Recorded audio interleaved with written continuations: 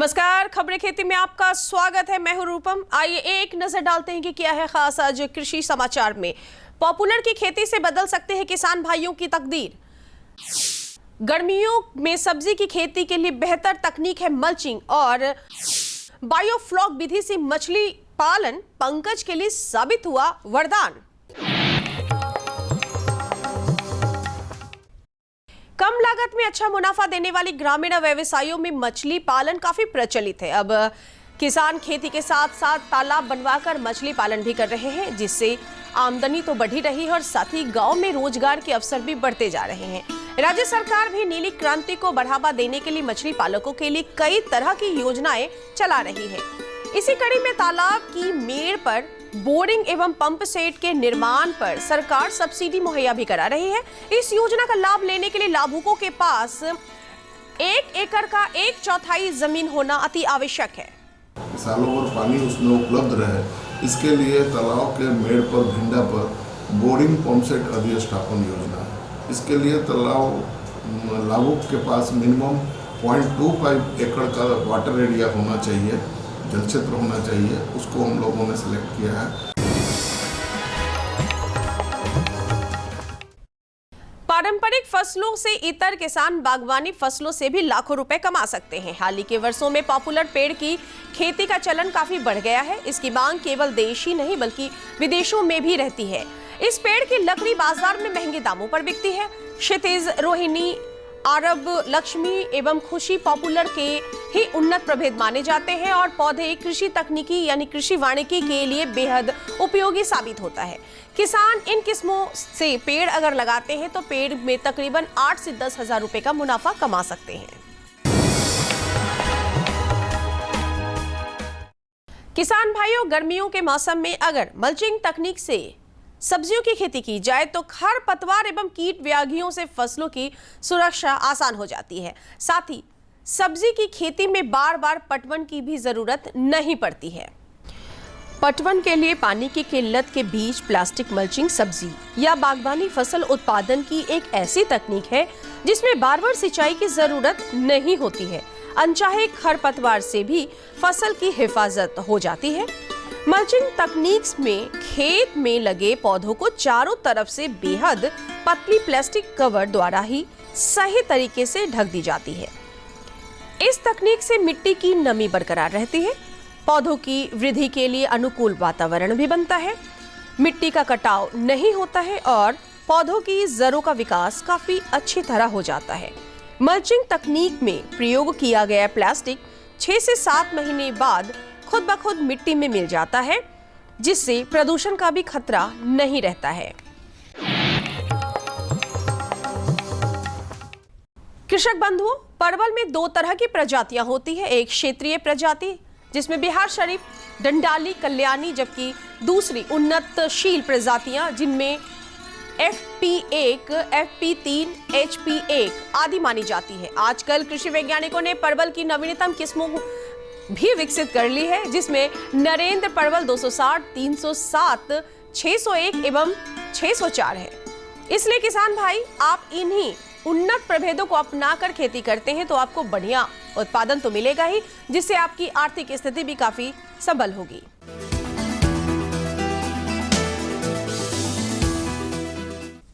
सफलता की आज की कड़ी में हम मिलते हैं वैशाली जिले के पंकज कुमार से।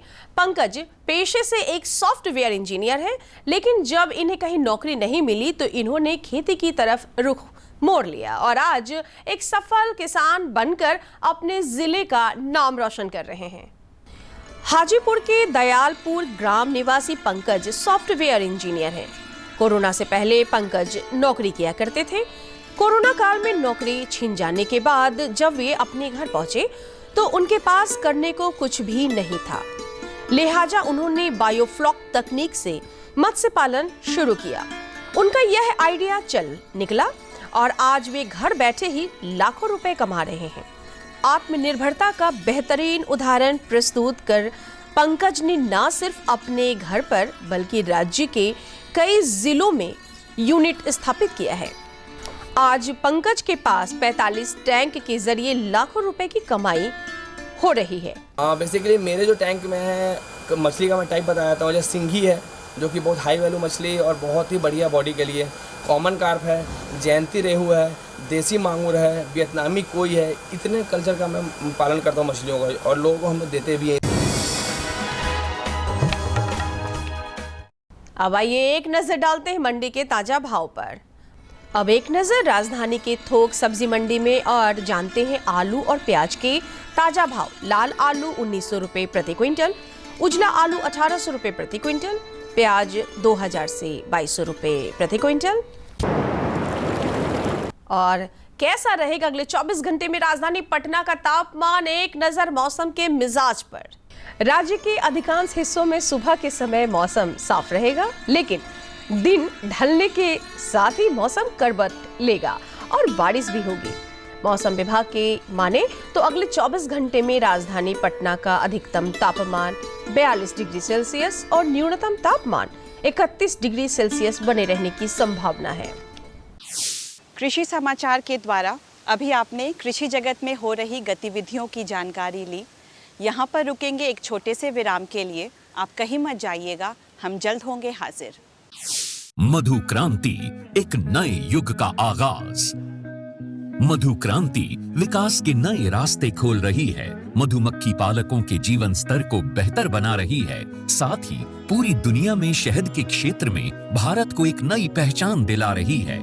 भारत सरकार मधुमक्खी पालकों की आय को बढ़ाने और उन्हें आत्मनिर्भर बनाने के उद्देश्य से देश में मधुमक्खी पालन के संवर्धन और विकास के लिए सभी आवश्यक सहायता प्रदान कर रही है। माननीय प्रधानमंत्री के दूरदर्शी नेतृत्व में कृषि सहित मधुमक्खी पालन को बढ़ावा देने के लिए अनेक कदम उठाए गए हैं। किसान तरक्की की राह पर आगे बढ़ रहे हैं। अगर कोई सक्सेस स्टोरी मीठी मुस्कान भी बिखेरे और स्वाद में भी मिठास भरे, तब तो आप इसे जरूर सोने पर सुहागा कहेंगे।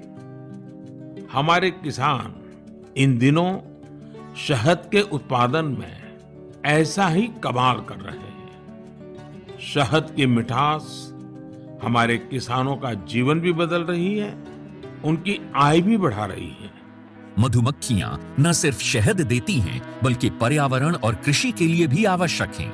यूं तो भारत में लंबे समय से लोग मधुमक्खी पालन का काम पारंपरिक तरीकों से करते आ रहे हैं, लेकिन आज के समय में इस क्षेत्र में अपार संभावनाएं भी हैं और जरूरत भी है। मधुमक्खियों की इसी जरूरत और योगदान का जश्न मनाने और इसे और बारीकी से समझने के लिए ही मनाया जाता है विश्व मधुमक्खी दिवस। इसी आवश्यकता को समझते हुए 2020 में राष्ट्रीय मधुमक्खी पालन और शहद मिशन की शुरुआत हुई। उद्देश्य स्पष्ट था, मधुमक्खी पालन के कार्य को वैज्ञानिक और तकनीकी रूप से विकसित करना और ज्यादा से ज्यादा लोगों को इसके लिए प्रोत्साहित करके मधु क्रांति के सपने को साकार करना। मधुमक्खी पालन से मिलने वाले उत्पाद जैसे शहद, बी वैक्स, रॉयल जेली और पॉलन आदि कई क्षेत्रों में प्रयोग किए जाते हैं। माननीय प्रधानमंत्री जी के प्रोत्साहन से और कृषि मंत्री जी के मार्गदर्शन से आज राष्ट्रीय मधुमक्खी पालन और शहद मिशन सफलता का पर्याय बन चुका है। न केवल ये देश के किसानों के लिए आय बढ़ाने का एक साधन बना है, बल्कि तमाम लोगों के जीवन को बेहतर बनाने के साथ साथ देश के आर्थिक विकास में भी योगदान दे रहा है।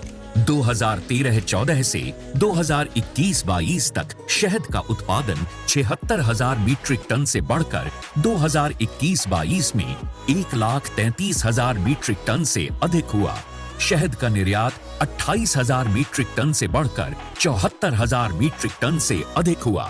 3 विश्व स्तरीय अत्याधुनिक टेस्टिंग लैब और 31 मिनी शहद टेस्टिंग लैब स्थापित हुई। राष्ट्रीय मधुमक्खी पालन और शहद मिशन की कामयाबी सिर्फ आंकड़े ही बयान नहीं कर रहे, कहानियां खुद इसकी सफलता की बानगी पेश कर रही हैं। मैंने 1990 में मधुमक्खी पालन शुरू किया, 2 बॉक्स से शुरू किया और आज हमारे पास लगभग 4,200 बी बॉक्सेस हैं। लगभग 17 तरह के हनी हम लोग प्रोड्यूस करते हैं जो डिफरेंट एरियाज़ में बी को माइग्रेट करके प्राप्त होते हैं।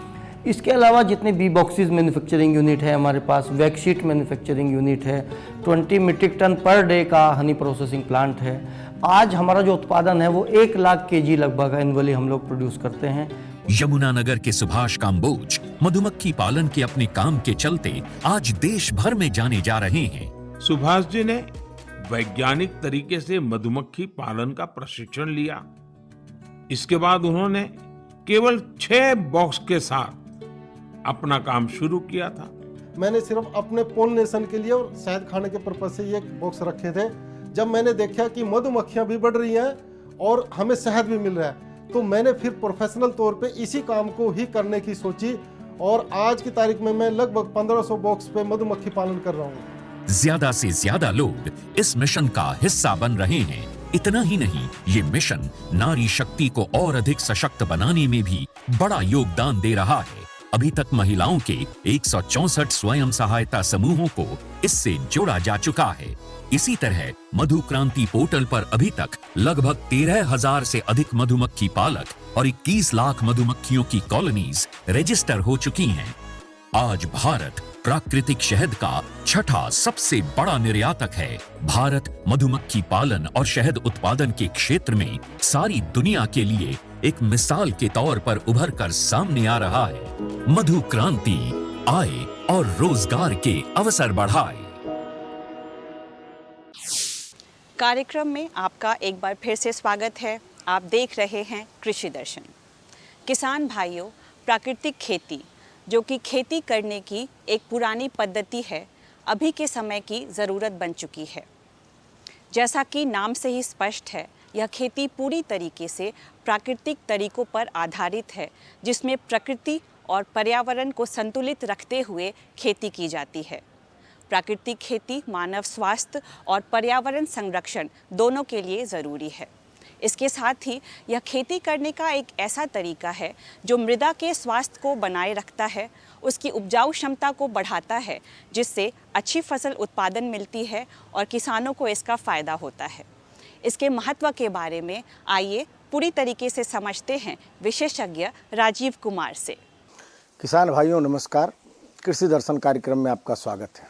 मानव स्वास्थ्य एवं पर्यावरण संरक्षण में प्राकृतिक खेती का क्या महत्व है, इस विषय पर बात करने के लिए हमारे साथ हैं राजीव कुमार, जो विषय वस्तु विशेषज्ञ हैं कृषि विज्ञान केंद्र बाढ़ में। राजीव सर, आपका हमारे कार्यक्रम में स्वागत है। जी नमस्कार। प्राकृतिक खेती, चूँकि 2 शब्द इसके साथ जुड़ा हुआ है सर, मानव स्वास्थ्य और पर्यावरण संरक्षण, जो हमारे जीवन का प्रमुख अंग है। तो पहले तो हम पूछेंगे, पहले हम चर्चा करते हैं कि प्राकृतिक खेती क्या है। प्राकृतिक खेती के माध्यम से हम अपने खेत को, अपने जलवायु को, हम अपने जो खान पान है सभी चीज़ों को वो शुद्ध कर सकते हैं। और दूसरी बात कि इसमें किसानों को बाज़ार से 1 भी रुपये का सामान खरीदना नहीं पड़ता है, यानी कि उनको लागत नहीं लगती है। तो उनकी जो आय बढ़ाने का जो संकल्प था उनका, उस दिशा में भी यह कारगर साबित होगा। तो यह 2 तरफा मतलब फ़ायदा जो है किसानों को मिल रहा है इसमें। एक तो उनकी जो उत्पाद होंगे वह बिल्कुल ही रसायन मुक्त, और दूसरा उनका चूँकि उत्पादन में बिल्कुल ही कुछ लागत लग नहीं रहा है, तो उनको फ़ायदा भी इसमें होगा। मतलब प्राकृतिक खेती जो था वो बिल्कुल अब युद्ध की तरह, चूँकि आप इसमें जो इस्तेमाल हो रहे हैं निमास्त्र, अग्नेयास्त्र, हमने अग्नि अस्त्र, तो बिल्कुल युद्ध की तरह। तो क्या उस तरह से कठिन है जीवामृत, बीजामृत, घन जीवामृत, इन सब का क्या रोल है और कैसे ये इसमें क्या है, पहले तो वो क्या है और क्या रोल है इसमें? जी, बहुत अच्छा सवाल आपने किया। देखिए, सबसे पहले अब हम थोड़ा सा बताएंगे कि प्राकृतिक खेती हम अगर कोई नया आदमी करना चाहे तो कहाँ से शुरुआत करे। ठीक है, तो इसमें देखिए क्या है कि सबसे पहला जो इसमें ज़रूरत है वह एक देसी गाय का, वह गौ आधारित कृषि भी इसको हम कहते हैं। ठीक है ना, चूँकि गौ माने कई बार किसान प्रश्न करते हैं कि देसी गाय ही क्यों, क्योंकि अभी प्रचलन में हमारे सारे जो हैं वह क्रॉस ब्रीड जो हैं वो संकर नस्ल की गाय अभी है, लेकिन इसमें देसी गाय। कारण क्या है कि अगर हम एक देसी गाय के गोबर को एनालिसिस करें तो 1 ग्राम में 500 से 700 ग्राम 700 करोड़ जीवाणु होते हैं, जबकि संकर नस्ल की गाय हैं वहाँ पर में अगर हम देखें उसके मतलब 1 ग्राम गोबर का, तो उसमें जीवाणुओं की संख्या जो है 50 से 60 करोड़ होती है, यानी कि इतना का अंतर है। और प्राकृतिक खेती जो है मुख्य रूप से जीवाणुओं के आधारित और केचुआ पर आधारित यह हमारी खेती है, यानी कि जो पोषक तत्व पौधे के लिए जो आवश्यक है मिट्टी में है वह केचुआ ऊपर नीचे करता है, जीवाणु जो है उनका ट्रांसफॉर्मेशन करके पौधों के लायक उपलब्ध कराता है। तो हम शुरू करेंगे तो हमको क्या चाहिए, देसी गाय निश्चित रूप से। और एक गाय से, इसमें कहा जा रहा है कि एक गाय से हम 30 एकड़ की खेती कर सकते हैं। अब यह सुनकर के बड़ा ही आश्चर्य लगेगा आपको कि 30 एकड़ कैसे। तो चूंकि एक देसी गाय जो है प्रतिदिन अगर हम देखें तो 8 से 10 किलोग्राम गोबर दे देती है और 7-8 लीटर गोमूत्र दे देती है। तो उससे जो जीवामृत आप बनाए हैं तो 1 एकड़ का जीवामृत एक दिन के उससे आपको बन जाएगा। फिर अगर दूसरा दिन होगा तो फिर आपको 1 एकड़ के लिए बन जाएगा। तो ऐसे में देखेंगे तो 30 दिन में आपको 30 एकड़ का आपका वह बन जाता है।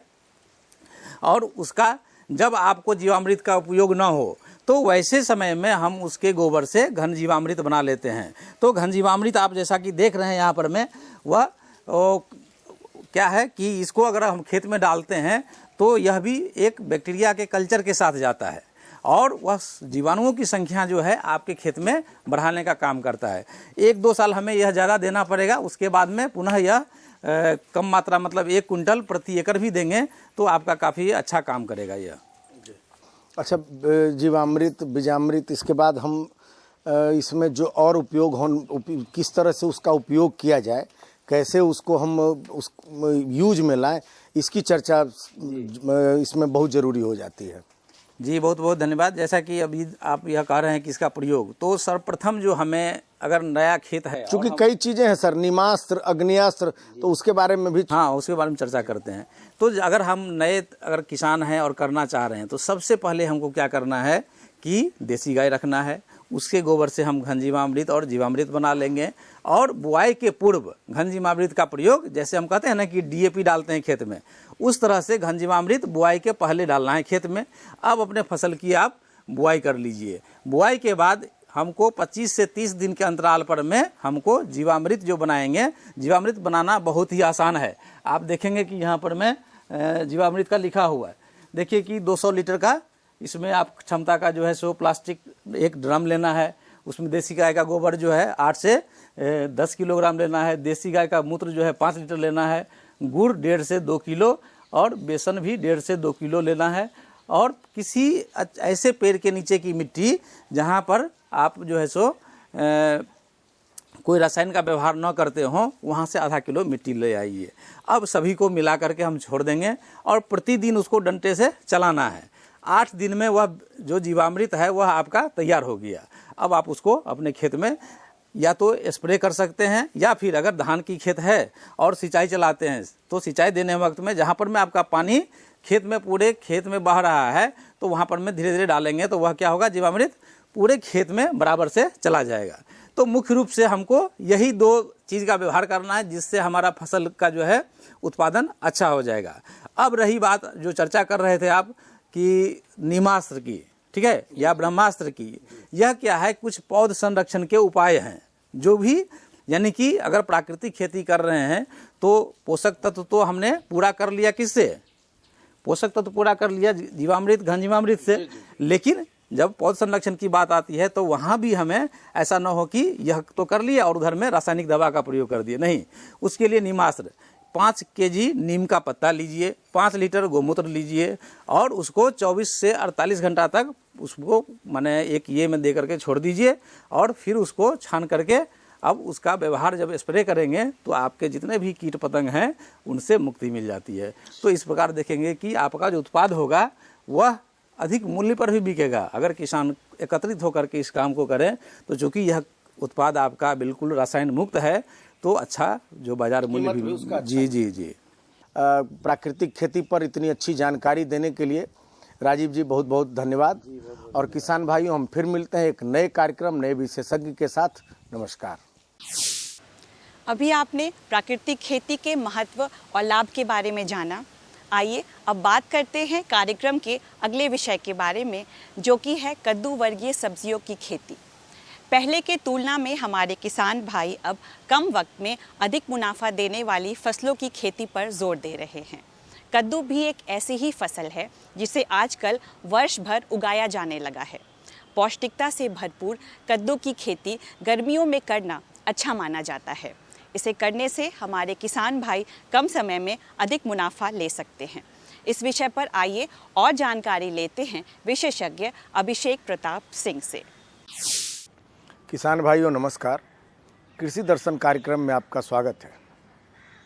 किसान भाइयों, हम खास करके खेती जब करते हैं तो उसमें जो उद्यानिक फसल है जिसमें महत्वपूर्ण रूप से सब्जियों की खेती सालों भर करते हैं, जिसकी कि समय के अनुसार कीमत अच्छी भी मिलती है, कभी कभी कम भी होती है। लेकिन अब जो हरी सब्जियों के प्रति जागरूकता लोगों में आई है, लोग खाते हैं उसको बड़े चाव से, और मार्केटिंग की व्यवस्था भी अब काफ़ी सुदृढ़ हो गई है।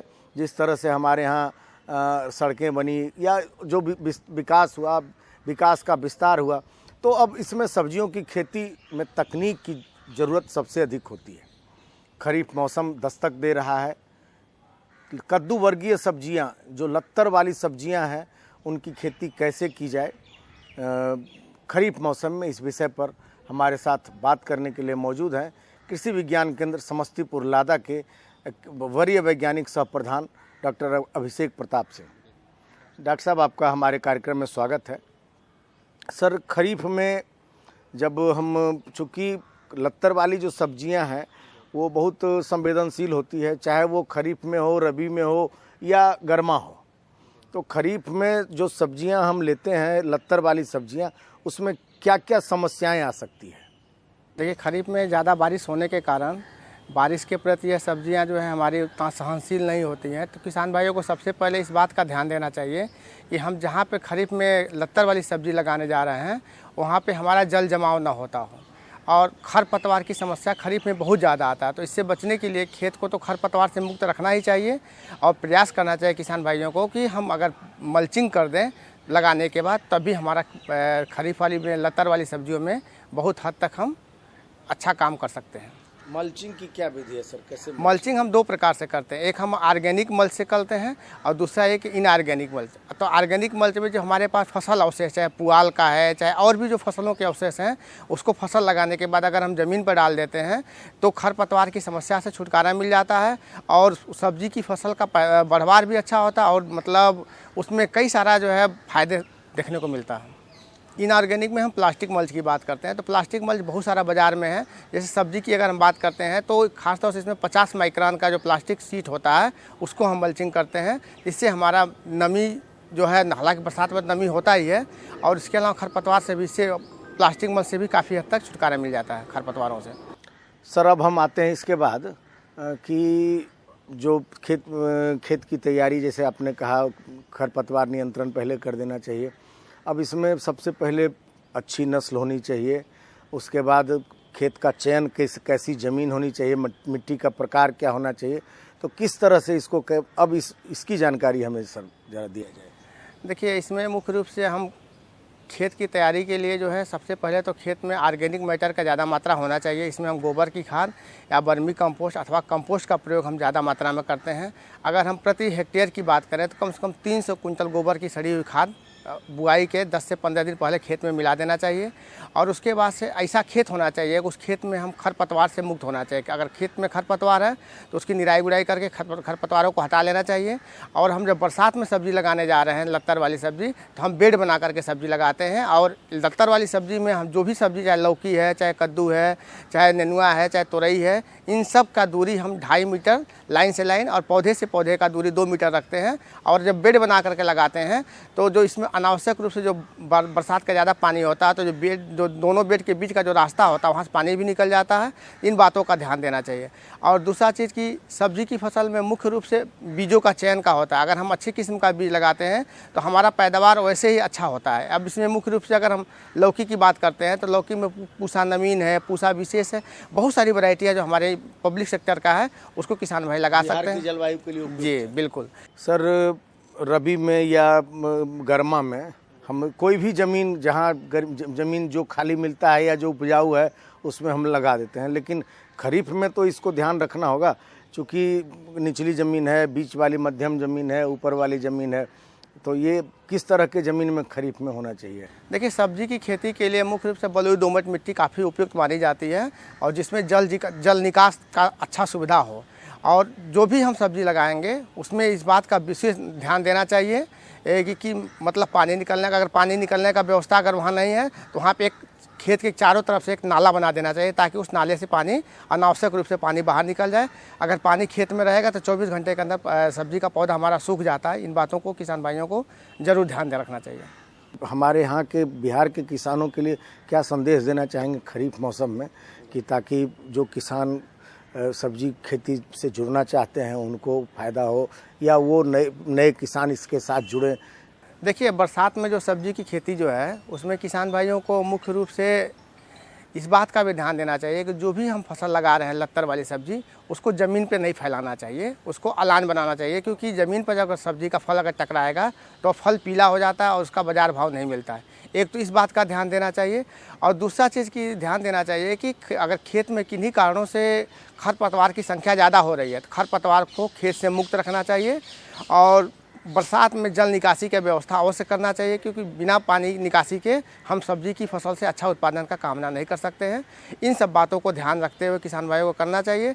और दूसरा चीज़ कि आज के समय में हम जो ट्राइकोडर्मा की बात करते हैं, तो ट्राइकोडर्मा और वर्मी कंपोस्ट का प्रयोग सब्जी की खेती में हमारे किसान भाइयों के लिए काफ़ी लाभप्रद देखा भी गया है, और इसका अधिक से अधिक उपयोग करने से उनको तरह तरह की समस्याएं जो होती है बाद में, वो समस्या से हम छुटकारा पा सकते हैं। इसके अलावा सवाल तो और भी हमारे मन में है, लेकिन समय हमें और इजाज़त नहीं दे रहा है कि हम और आपसे सवाल करें। आपने इतनी अच्छी जानकारी दी, इसके लिए बहुत बहुत धन्यवाद। तो आज के कार्यक्रम में बस इतना ही। हमें उम्मीद है आज का यह अंक आप सभी के लिए उपयोगी रहा होगा। कल फिर आपसे मुलाकात होगी। चलते चलते आप सबों से इतना कहना चाहेंगे कि कल मंगलवार के दिन हम अपना विशेष कार्यक्रम फोन इन लाइव लेकर आते हैं, जहां आप हमारे कृषि वैज्ञानिक से सीधे जुड़ सकते हैं कृषि संबंधी जानकारियां प्राप्त करने के लिए। इसके लिए आप इस टोल फ्री नंबर 1800345617 पर संपर्क कर सकते हैं। अब मुझे और पूरी कृषि दर्शन टीम को इजाज़त दीजिए। नमस्कार।